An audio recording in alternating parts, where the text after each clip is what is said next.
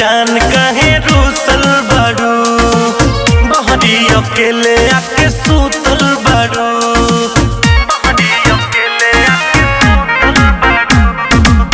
जानू से जान कहे रूसल बारू बहरी अकेले आके सूतल बारू क्या है प्रॉब्लम बता दीजिए ना बोलम कोको कोला पिला दीजिए ना बोलम कोको कोला पिला दीजिए ना जी पल्लू से बिना डुला दीजिए ना बोलम कोको कोला ला दीजिए ना।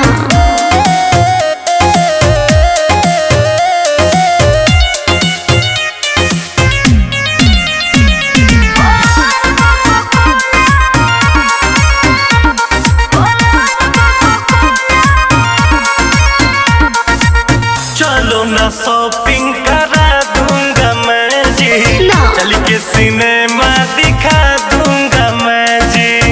आप मुझे अपनी बातों में फुसलाइए मत, समझे? चलो ना शॉपिंग करा दूंगा मैं जी चल के सिनेमा दिखा दूंगा मैं जी।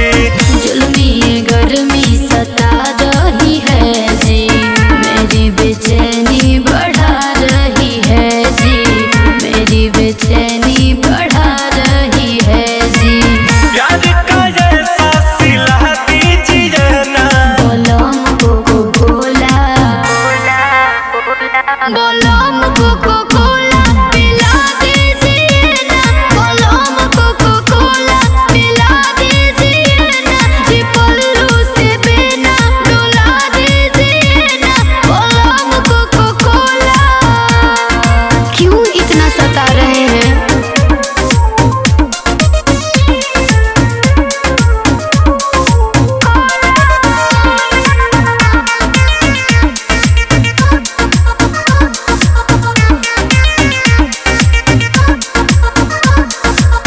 रोवो ना कजरा ये छूट जाएगा जी रेड लिपस्टिक भी सूख जाएगा जी। तो आप मेरी बातों को मानिए ना।